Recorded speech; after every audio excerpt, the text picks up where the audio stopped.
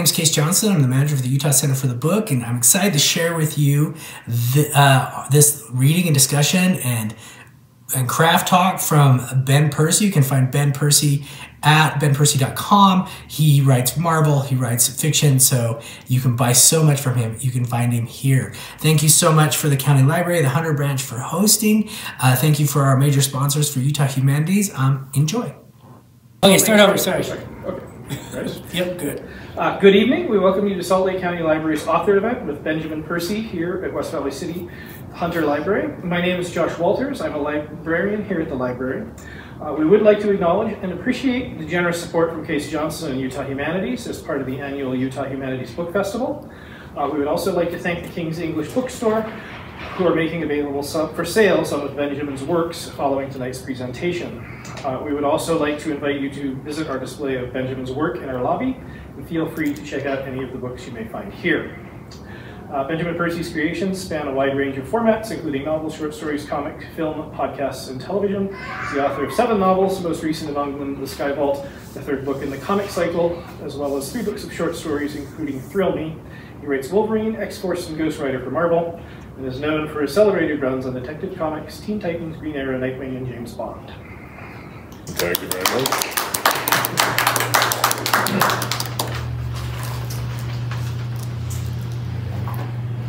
I'm not sure what the first novel is that I read. Maybe it was The Hobbit, or The Mouse and the Motorcycle, or The House with the Clock in its Walls. That memory is lost to the ether. But I do remember the first comic. It was an issue of Man-Thing. And I bought it from a mercantile outside of Crow, Oregon. I grew up in a town so small we did not have a grocery store. We had a mercantile, and it had wide-board plank floors, and it had lacquered fish on the walls, and antler mounts, and when you walked in the door, the butcher counter hit you like a slap in the face. And my mom would take me there, and she would sit me down at the spinner rack. It used to be the spinner racks were everywhere. They're somewhat extinct now, but you go into a grocery store, you go into a gas station, there was a spinner rack full of comics. So she would sit me there and she would say, "Be good," and she would trundle her cart up and down the aisles, and I would read. I would pull down comics and read. I would read The Amazing Spider-Man, I would read X-Men, I would read Warlord and Conan. And if I was good, I got to take home 1 copy. I never wanted chocolate or bubble gum, I wanted cape and spandex. So, this issue of Man-Thing. On the cover, there was this swampy, horrific creature shambling through the swamp with a baby in its arms. There were hunters in the background, coning their flashlights through the dark, Dog's Bane, and the motto of the series, the tagline of the series, ran across the cover, and it was, "Whoever knows fear burns at the touch of the Man-Thing." And I burned. I burned with fear in my heart.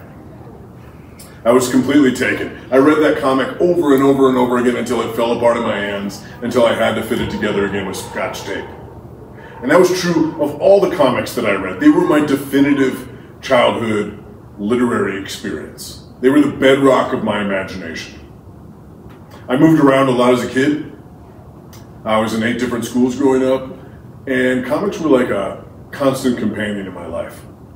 I also bought them wherever I could, so it might be a spinner rack, it might be a flea market, it might be a garage sale. Sometimes it was a comic shop. As a result of this, I have no idea of actual Marvel continuity, because I was diving in with this batch and diving in with that batch, and it's all a scramble in my head, but I was in love. And I was in love with comics for a few different reasons. One being the escapism, one being the mythology, the sort of instructional heroism, the aspirational quality of comics. But the other thing I loved about comics was this larger tapestry that was being woven together through these individual titles. So you could read Batman and be perfectly satisfied with the Caped Crusader's adventures. But you could also read Wonder Woman, and you could read Superman, and you could read Green Lantern and Green Arrow, and on and on and on, and those stories were speaking to each other. Those stories were telling, you know, this larger narrative about the DC universe. I found that fascinating, and I found it fascinating years later to understand how the works of William Faulkner and Louise Erdrich were doing the same thing. They had these geographies, and they had these families, and these books were not a series, but they were more like a bestiary or a garden growing alongside one another. And so I wanted to do something like that. I wanted to write a series that wasn't reliant on you reading one book and then another book and then another book. I wanted to write a series where you could dip in and out, where this is the third book, The Sky Vault, in what is called the Comet Cycle. I call it the Comet Cycle for a reason, because it could be 3 books, as it is right now. It could be 6, it could be 20. It should be infinitely generative. That's how I envisioned it. I envisioned it as my own Marvel or DC universe, because as much fun as it is and as crazy as it is that I am now writing those comics that I once read as a kid, I'm writing Wolverine, I'm writing Ghost Rider, I've written Teen Titans, and Nightwing, and Batman, and as crazy as that is, like, those characters also don't belong to me. So I wanted my own sandbox. And I wrote these books sort of the way that Lois Lowry wrote The Messenger and The Giver and Gathering Blue. And that they are all sort of cousins to one another. So this book, like all the other books, is triggered by the same event. It's an age-old sci-fi concept.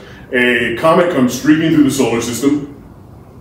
Our planet spins through the debris field, and new elements are introduced to the world. Elements that disrupt the laws of physics and geology and biology. Elements that shake up the energy in the weapons sector. Elements that, in a very Marvel DC way, create a new dawn of heroes and villains.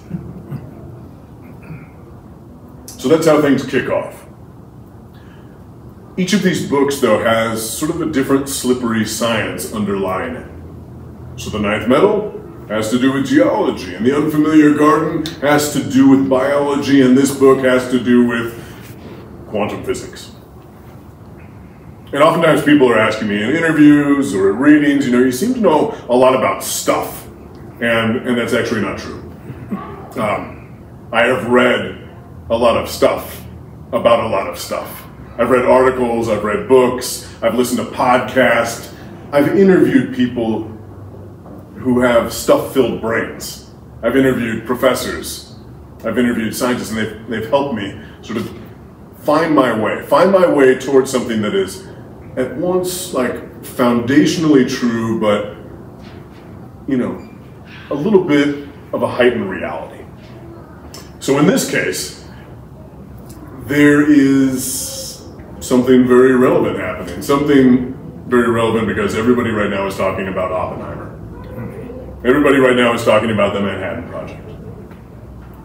So my what if scenario is, what if there was another project besides Los Alamos happening simultaneously? What if instead of trying to split the atom, to crush the atom, instead they were trying to spin the atom in such a way, with such speed, that they would create a hole in space-time?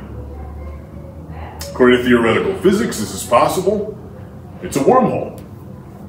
If you watch a lot of sci-fi, if you read a lot of sci-fi, that's how those ships are getting from one side of the galaxy to another, just like that. And so I thought that that would be a very valuable weapon for MacArthur. If you wanted to say, move your troops from one side of the world to the other, move them from the States to Germany or the South Pacific, just like that, or maybe roll that atomic bomb through one of these holes to another place before retracting. So I'm going to read 2 short sections. The first is in the past, during World War II. So I always like to have a stylistic challenge. And the stylistic challenge for this book was have a past, have a present, have them intersect, and build together in sort of a cataclysmic way. Logbook, George C. Warnock, entry 58. February 16th, 1944. We didn't know a lot about what was happening in Los Alamos. Not outside of the occasional nugget in the month-old newspapers delivered to our outpost. But one day, when General Tusk was on site, I approached his office to deliver a briefing, and with my fist ready to rap the door, I heard Dr. Devenor talking. The floor was the dirty spotted white of an egg, and the door was a cheap pale grain that could not hide their voices. I stood there but couldn't quite bring myself to knock. Instead, I listened to scraps of their conversation. Dr. Devenor's voice had a depth to it, refined by age and cigarettes. It could veer sharply between a bassoon's bellow and a violin's quiver. It was a fine thing to listen to, especially when embellished with the music of his accent. He was in the middle of some heated diatribe that I couldn't quite follow, but it concerned the nature of what we were doing here, the dangerous games we were playing with the world. You think you are gods, he said. Not merciful gods either, but gods of thunder. Gods of blood sacrifice. Do you really think history will look kindly on your efforts here? The Major General muttered something in response, and Dr. Devenor's voice rose again. You don't strike me as a man who reads General Tusk.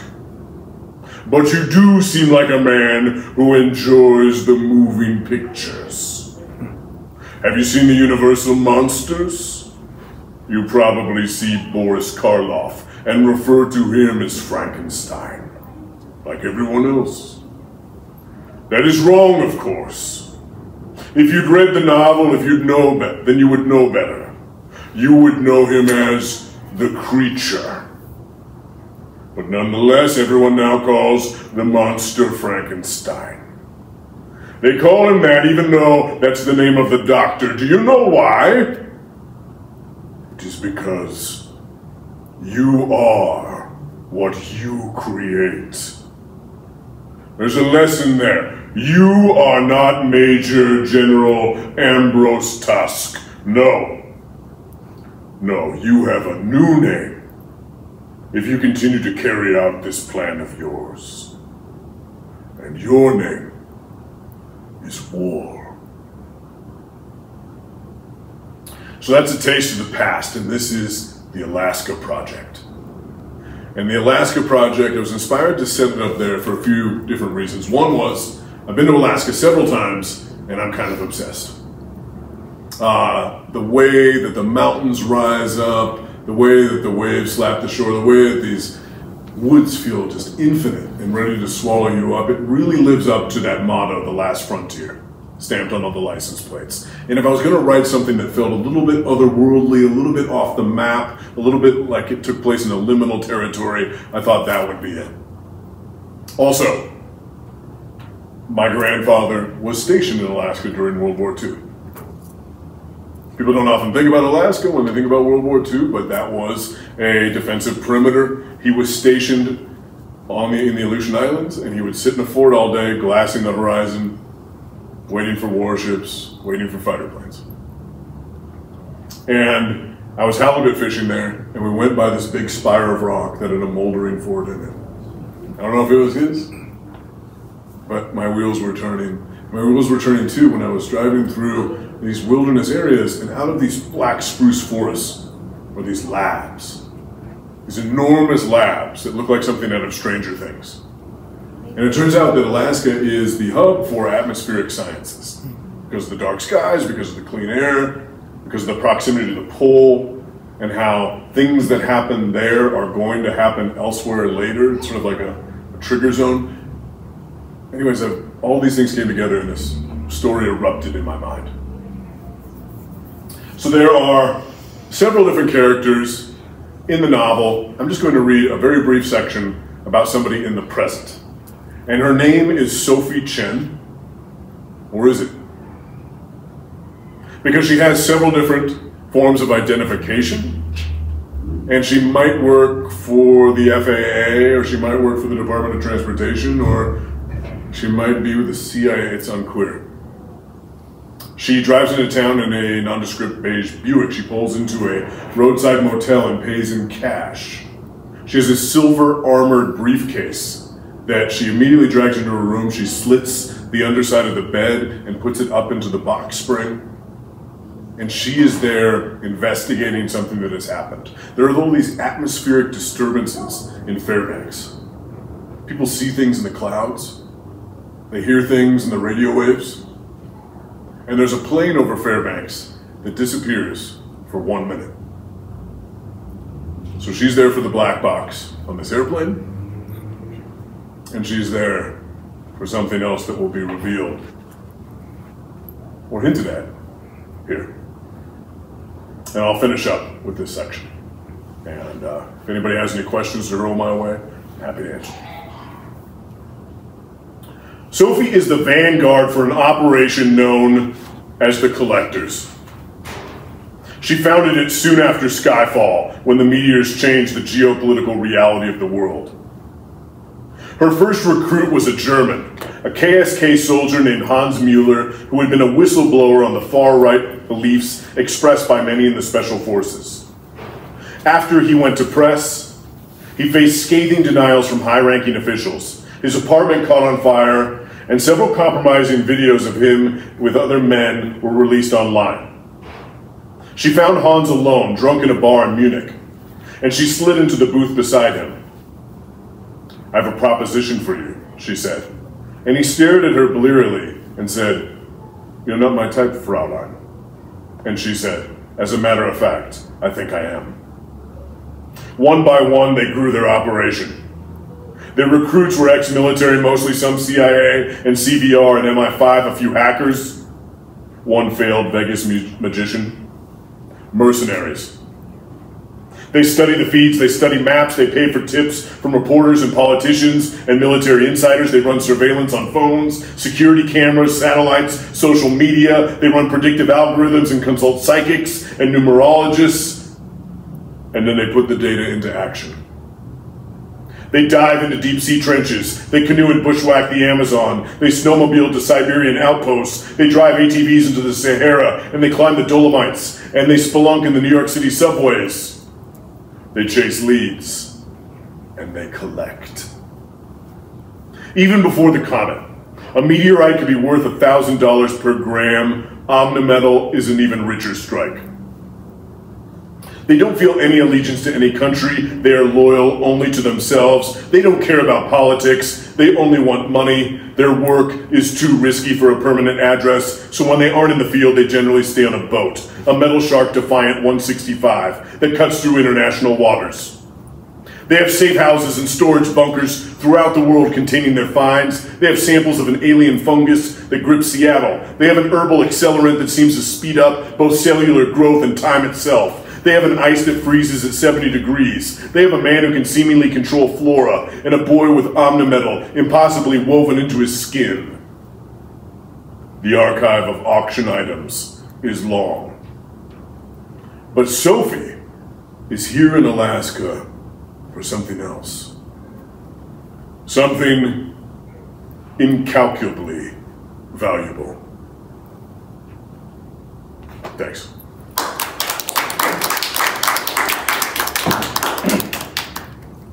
And now, you are forced to ask me questions. Happy to answer anything about comics, novels, the business, whatever. Yes? So you write for all these different formats, film, TV, novel, graphic novels. Do you have a favorite? The question was, I'm writing in all these different mediums and all these different genres. Do I have a favorite? Not really. I am kind of energized by having these different avenues to chase my way down. So writing a novel, it's a really marathonic, hermetic experience. I'm in my office playing with my imaginary friends for years at a time. It feels great as a result of that to go over to comics and to be working with a crew of people. Comics is a sprint compared to a novel. Comics are written very quickly. Sometimes I'm writing a script in a week. sometimes that script that I wrote in a week is out in 2 months. And so I'm getting emails, sometimes 100 a day from Marvel. You know, approve this color, take a look at this rough layout, what do you think of this costume design, what should we do for this cover, and on and on and on. And as a result of that, it's like, here I am busily working with all these different people to tell the best story possible, and then here I am over here, just on my own, chipping away. I like having that balance. It's the same sort of vibe I feel over here with comics that I feel when I'm on a film set or when I'm working on a TV show. It's like you've got all these people, and it's not just about, it's not all on you. And I think that could be really fun. I realize that could be really fun, especially during the lockdowns, when things got, you know, kind of sad and lonely. It's like I actually, as grumpy as I am, kind of need people. So, yeah.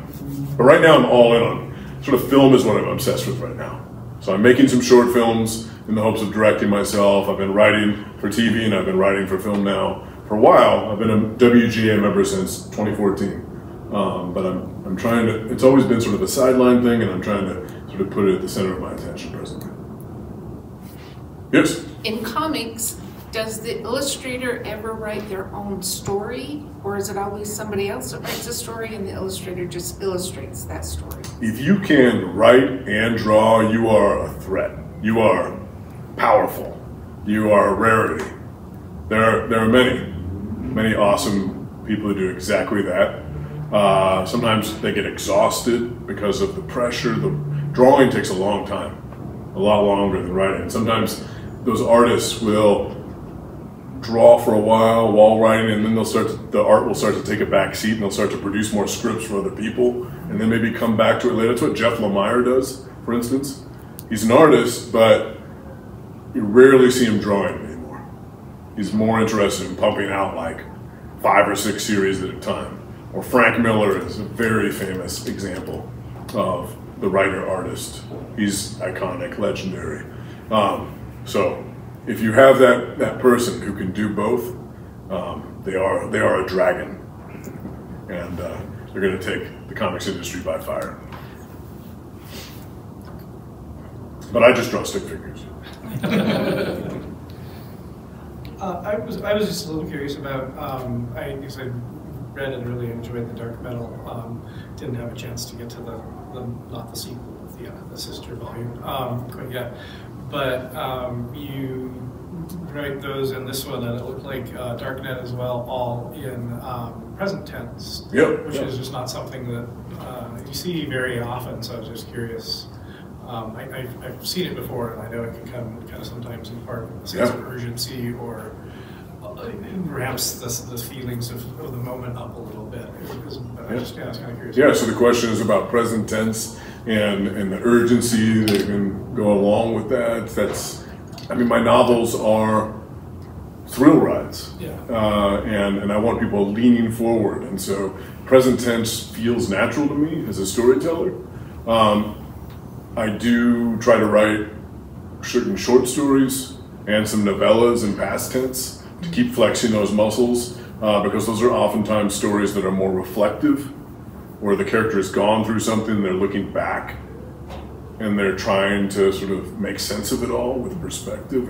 And so far anyway, most of my books have had that style, which is also the style used in comics, which is also the style used in screenplays. Yeah. So it's sort of like my muscle memory is there. But my next novel, which I'm about halfway through right now, is actually all in past tense, so I'm very proud of myself. People can change. Any other questions from the crew? Do you always write in first person, or do you ever write in second person?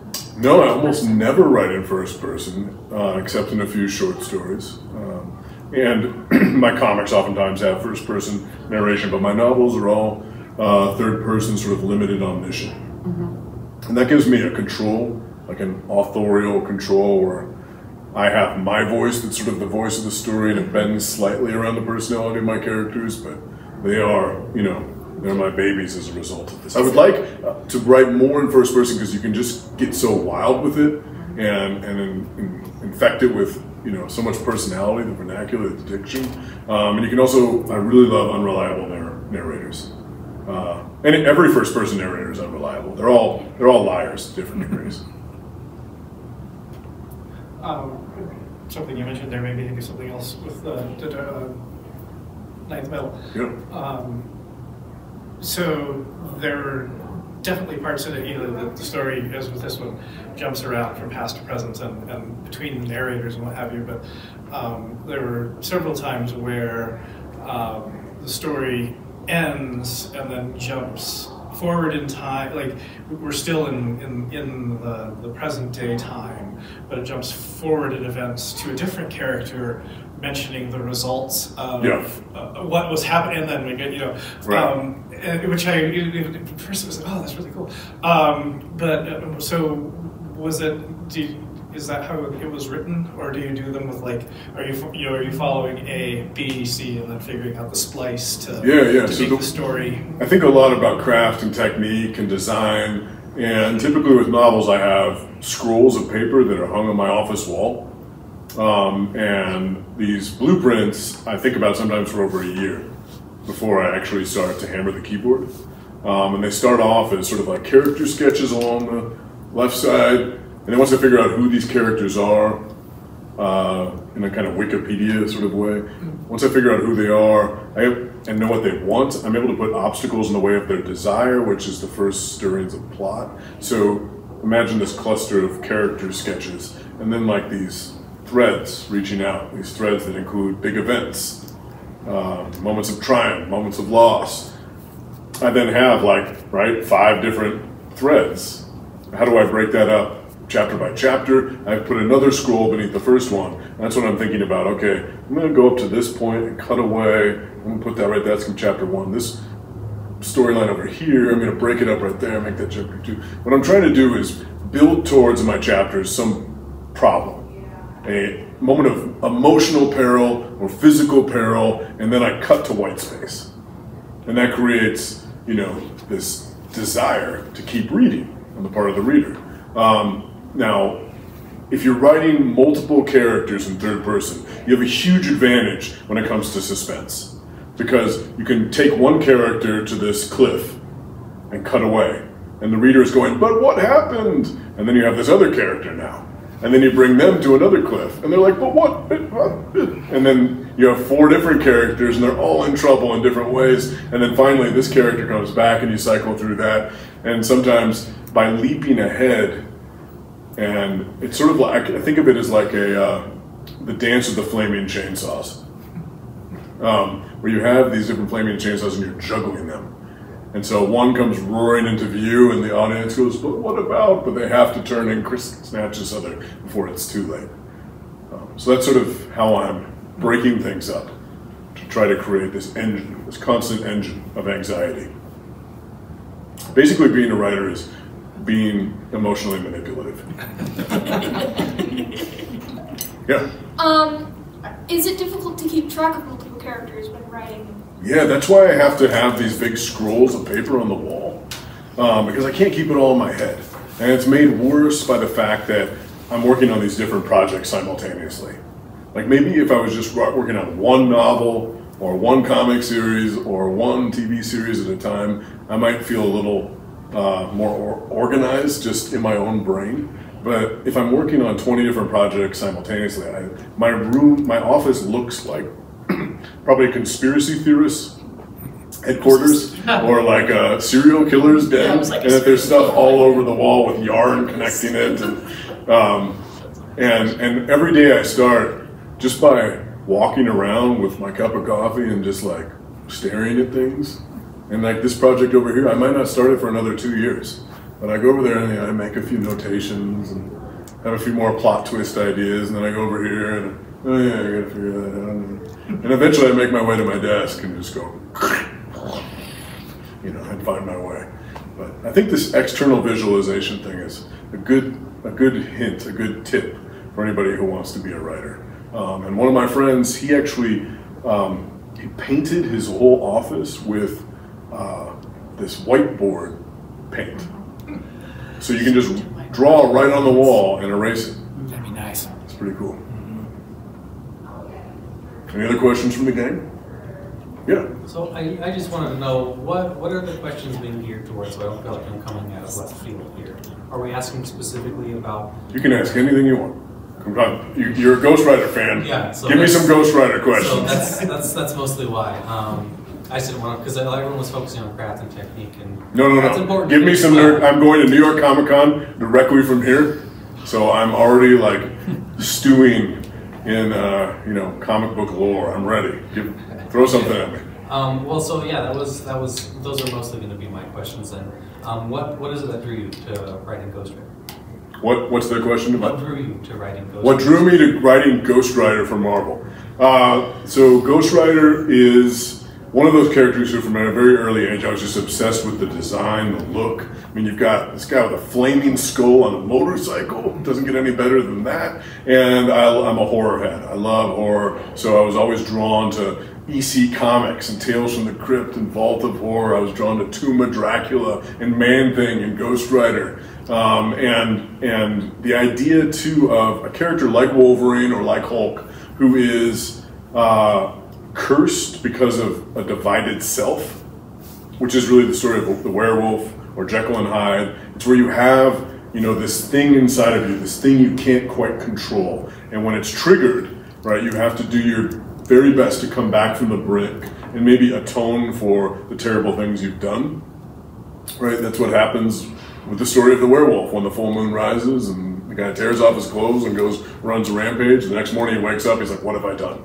And that's what Johnny Blaze is always doing. He's like doing his best to be a hero even though he is in a state of possession. The spirit of vengeance is sort of treating him the same way, his body, his host, the same way that he treats a motorcycle. And so I think that's a really interesting dynamic. Just the dynamic of the anti-hero in general is always my favorite.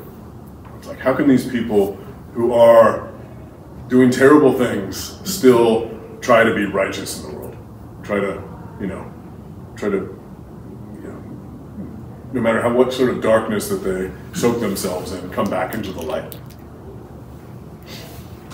Yep. So speaking of characters you've written who have really towed the line between anti-hero and more recently villainous, you're doing a lot of crazy stuff with Beast. In writing that character, how do you feel the character perceives himself, and how do you approach writing a character like that, who's doing all these reprehensible things, who he doesn't plan to atone for? Yeah. Okay, so translation for those who don't know, I write X-Force. X-Force is part of, it's one of many X titles, the X-Men titles. So Beast, you might know from the comics, from the films, he's the blue fuzzy guy. He's also an intellectual. And I had this idea when I was brought onto the X-Men group. It's a new era for them, and they are now, they've had this history of marginalization, victimization, xenophobia. They've sort of taken control of their place in the world, and they've said that's enough. And they've got their own nation, their own island. They're politically and economically dominant. Now, if you're a nation, you have a military force, you have an intelligence force. Beast is the head of the mutant CIA. And when that happens, bad things will follow, right? Abuses happen in the shadows. So what I wanted to make sure, and this is just something I try to always keep in mind, I think it's best if every villain thinks that they're a hero. So Beast believes he's doing the right thing. Just like Thanos thinks he's doing the right thing, right? Thanos wants to destroy half the universe, if you're familiar with, Infinity War and Endgame. He wants to destroy half the universe, but he thinks he has to do that to save the universe. In the same way, Beast has a utilitarian code. The greatest good for the greatest number of mutants, no matter the cost. So that means he's been engaged in some war crimes over here, he's been doing some really morally gray things over there, but always with that code. Now, some people are very upset with me about Novelist. And going into New York Comic Con is going to be interesting. So I think that the next few issues of X-Force are going to be enlightening as well, in that there's a kind of reckoning on the horizon, and there is a storyline called Beast Hunt. It's coming up because Beast has gone rogue. Because everybody's like, Beast, what are you doing? Like when these things come into the light. He has like this space prison where he's been doing experiments on people. I mean, I could just keep going. But anyways, I think that leaning into a character like that, a character who has sort of like a long history of sketchy behavior when it comes to the legacy virus or working with the Inhumans. I'm really getting nerdy now. Some people are just like, what is he talking about? I understood 3 of those words. You know, I felt like this wasn't coming out of left field. That he was put in this position of power, and then that gave him the opportunity to lean into almost these Kissinger-like, you know, this Kissinger-like moment for him. But yeah, there's going to be some people coming up to my booth at New York Comic Con being like, wow, what have you done to Beast? Yes. When it comes to comics, usually you have to work with what other people have written before you, and sometimes you don't necessarily agree with that, or you want to change things that might not have been executed well in the past by your point of view. How do you go about doing that? Really good question. I mean, think about the fact that some of these characters have been around for 80 years, for 60 years, for 40 years. I think Wolverine's coming up on 50. So they have this long legacy, and you have to both honor it and put your own unique mark on it. So how do you do that? The thing you don't want to do is just do karaoke. Just do like what's been done, right? So the example of the X-Men is a good one, in that here the mutants are facing this long history of oppression, and here in our culture we have things happening like Black Lives Matter, like Me Too, and at that moment we chose to do what many sci-fi and fantasy and horror stories have done, is lean into what's raw culturally, politically at that time. Like Frankenstein is actually a story about the Industrial Revolution and the fear of man playing God, the fear of science and technology. The Invasion of the Body Snatchers is a story about McCarthyism and the Red Scare. Godzilla is about post-atomic anxiety. So the X-Men story that we rebooted, that we relaunched, is about what's happening in the world. These people are standing up and saying, that's enough. So sometimes it's a matter of, they want you to reinvent things. DC and Marvel want you to figure out what this elastic boundary is around these characters and push it all the way as far as you can before it snaps. You know, because there is a snapping point. You can't suddenly say that Wolverine is going to tunnel beneath the ground and become the Molverine. Right? That's too far. But you can have this unique take, and Batman's another example. Like Scott Snyder wrote a Batman that was very interior. And also he made Gotham City sort of like the main character of the series. Tom King had no interiority, it was all dialogue, no narrative captions. And he made Batman ordinary. He made all the superheroes in the series ordinary. He made him as human as possible. And that was a really down-to-earth reinvention. Like one of the issues that he wrote is just about Batman and Catwoman and Superman and Lois Lane going to a carnival. It's called Double Date. That's the issue. And it was amazing. And so what I'm saying is, like, trying to find your own unique way of doing something is actually exactly what they want. You just have to find that. And usually it has to do with the question, why now? So be thinking about that. If you want to write, you know, Batman one day, you just think to yourself, like, why now? What does this character need? And what can be done with them that hasn't been done before, despite the 80 years of storytelling that have come before me?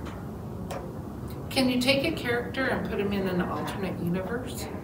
So that you take the basic character and put them in a whole new world? Sure. And begin Yeah, there's comics that are in, DC has Elseworlds that happen. I think there's a Batman story right now where he's in another dimension.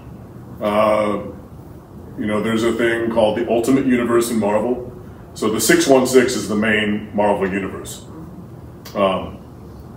There's, in other words, the 616th version of reality. And there are many, many, many, many, many, many others. As you've seen maybe in some of the shows, like as you look at these timelines that are splitting, there are all these different realities. So there are a lot of Marvel stories and a lot of DC stories, Crisis on Infinite Earths, that deal with like alternate versions of what's actually happening. And that can be fun. It can also feel like, well, nothing's at stake because this isn't real. Is there a run that you did that when you finished, you were very surprised with where you ended up? You know, like, I didn't see getting this much or going this far, or this, you know, like you're saying you've got some leeway in terms of what you're allowed to do with it. But I was, you know, like, just wondering if there's one that you kind of started and were like, oh, you know, had no idea this was where I was going to go. I really like this. Yeah, I mean, for Green Arrow, that was my first long form series. I actually lasted 52 issues on Green Arrow at DC. But, and I'm getting into the nerdy weeds here. That's the one that starts with the life and death of Oliver Queen. Is that the... See, that's what most people think. Oh. But I was actually writing it before Rebirth. Rebirth is when everything at DC started over with new #1 issues. But I was actually writing it in the previous era as well, and that era was called the New 52. So I was writing it then, and I wasn't allowed to do a lot of things. Like, I wasn't allowed to put Black Canary in the series. Oliver Queen didn't have a goatee, etc. With Rebirth, I was allowed to sort of start over. So it's weird in that I was writing it for a while, and then I got a new #1 issue for the same character, and I kind of got to do what I always wanted to try in the beginning. And it lasted a long time. It lasted several years, and by the end, I felt like, wow, I got to sort of tell a novel's worth of stories here. And that rarely happens anymore. Usually you have, like, if you go to comic shops regularly, you'll see that series reboot after 5 issues. It's frustrating for fans and writers. Yep. So with most of these runs, especially like with the like with Ghost Rider or other ones like that, usually you'll have like smaller arcs leading up to usually an overarching one, right? Like Al Ewing's Immortal Hulk, the whole person behind that was the leader essentially. Do you have one like that for the Ghost Rider series? Is there someone who ultimately is supposed to epitomize to you what Ghost Rider needs, what Johnny Blaze needs to face right now? So another great question having to do with both what I was talking about before, like having these shorter arcs or longer arcs, how you handle that, but also villains and how to manage them. And I'll stray away from Ghost Rider for a second and turn to Wolverine. And that who's the biggest fad for Wolverine? Most people familiar with the character will say Sabretooth. From the very beginning, what we did was we put Sabretooth off the table. Because the worst thing you can do in a comics readers are very impatient. They always want things now, now, now. And that's the worst thing you can possibly do is like immediately have Wolverine fight Sabretooth is like immediately having Batman fight the Joker. So we put him off stage. And it's only now, it'll be 5 years into this whole thing, that I have Sabretooth War coming, right? And that war matters because of all of this oxygen we've been pumping in to the series that will finally be set aflame. The same way, let's go back to Ghost Rider. One thing I knew about Ghost Rider is that the first issue always sells well. It's true of any series. And then things drop off. It's always major attrition. And part of that is collectors, right? It's sort of like a fake number because all these people want the #1 issue even if they're not going to read it. But I think it also has to do with the #1 issue sells out and then people go to the store and it's like, here's issue #2, but there's no #1, and they're like, eh. So what I did for Ghost Rider was what Al did for Immortal Hulk. And I had little stories, almost Monster of the Week stories, so that even if it was issue 4, people could pick it up and be like, oh. And that's the same thing I did with this. It's like, you can read book 3, and you don't have to read book 2 and book 1. You can just pick this up and be like, oh. And so that's what Al did with Immortal Hulk. And I thought it was brilliant. So I did the same thing. And I just had these single stories that were nonetheless building towards something. That something in the first arc happened to be Blackheart. It's building up again now. And I can't say too much. But the big bad, of course, of Ghost Rider is, if you're a nerd, Mephisto. Right? So, my character's been off the stage. We'll see what happens. Yeah. You mentioned a lot of like the pressures of fans, the pressures of companies, but you've also like been pretty positive about talking about your experience writing about comics. How do you find a balance with those two things? Is there a balance? Like, how do you deal with those? Yeah, really good questions tonight. It took some time for me to figure it out. At first, I was like, "What?" You know, I published a lot of books prior to working in comics, and you know, maybe you deal with some nasty reviews on Amazon or Goodreads. You learn not to look at that stuff, but it's inescapable, and it's on another level entirely when you write comics. Because these characters, people feel like, you know, they kind of belong to them. And so, I mean, you get onto Twitter and it'll be like, okay, I just had 8 hours of sleep and I have 800 people yelling at me. So it took me, or you know, I remember early on, like, I responded to some tweet right after Rebirth launched, got announced. And I didn't really understand the politics of comics. And I responded to somebody who was apparently part of some group that I didn't even know about, and then a bunch of other people got mad at me for interacting with that person. I was like, what's going on? I had to learn a new landscape. I had to figure out like the way in which to go to a con even and talk about books. Like, I do an event at a bookstore, it's like Masterpiece Theater, you know, I'm in my smoking jacket, and I'm sitting in a leather chair with gold buttons, and I'm like, let's talk about theme, you know, and people are nodding sagely. And then I go to a comics convention, I get up in this panel, and I'm like, let's talk about theme. And, you know, everybody in the room's like, you're in the wrong place, buddy. You know, I go to New York Comic Con, if I'm on a panel, there'll be 5,000 people in the room, I'm not exaggerating. And I had to figure out how to talk to those people. And they want more like the professional wrestler monologue. Like, I have to get up there and be like, and then Wolverine is gonna kick some ass! You know, everybody's like, yes! And so people are looking, I think, a little bit more for just like a visceral thrill ride, and there is an intellectualism and a deep analysis that happens there, but it's, I guess, comics are a lot more fun than your standard sort of literary venue. And that fun and that raucousness is what's happening in the writing as well. Like, people want you to turn a page and be like, holy shit. You know, that's an expectation. As opposed to like, I'm going to build this beautiful metaphor course of several pages, which I love too, but I had to like learn. I have different arsenals, different literary arsenals for different things that I write. And so I feel like 10 years in now to comics, I'm still figuring things out, but I'm kind of like, okay, this is the vibe, this is the design, this is the audience, this is how we roll.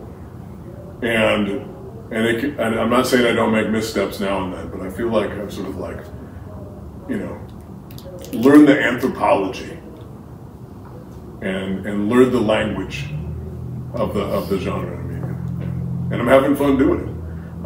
I'm always having fun. Like, there's always kind of like this devilish gleam in my eye whenever I sit down at the keyboard. Like, I hope that carries across in everything that people read as well. Like, this guy's clearly having fun, because I am, and I want that fun to like let's infect your eyeballs and fizzle in your brain. Yeah. When you write something and you know how you want to start it, and you know like specific parts in the middle, and like you know how you want to end it, how do you bridge the gap between different plot points? Like, is there a specific method you have for doing that? Yeah, you're clearly a writer. I love it. Aspiring. Keep at it. I love you've got some really smart questions. So I was telling you about those blueprints that I have on my wall. Those blueprints don't know everything, because that would be boring. I think like one of the pleasures of writing is figuring things out along the way and really inhabiting the characters. I've said before that I think that every writer should take a class in theater. Every writer should try out being in a play. Because when you do that, what you're doing is you're like, thinking about how would this person stand? How would this person speak? How would this person dress?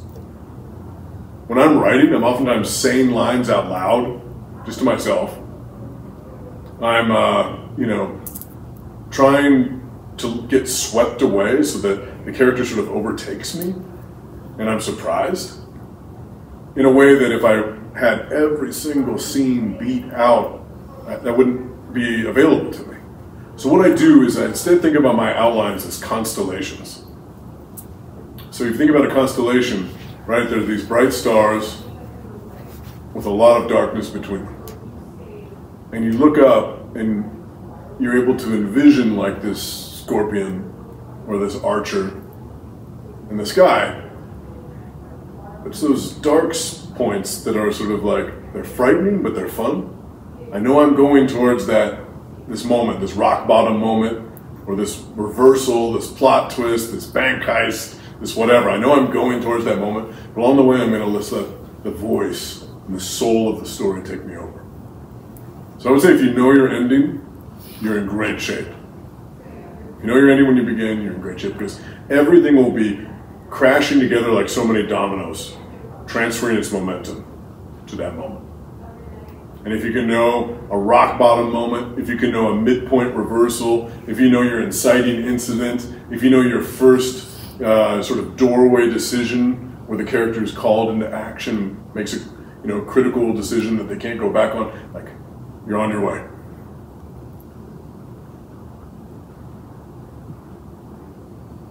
All right. I'm happy to answer more questions if you want to hang out later, but thanks so much for coming out tonight.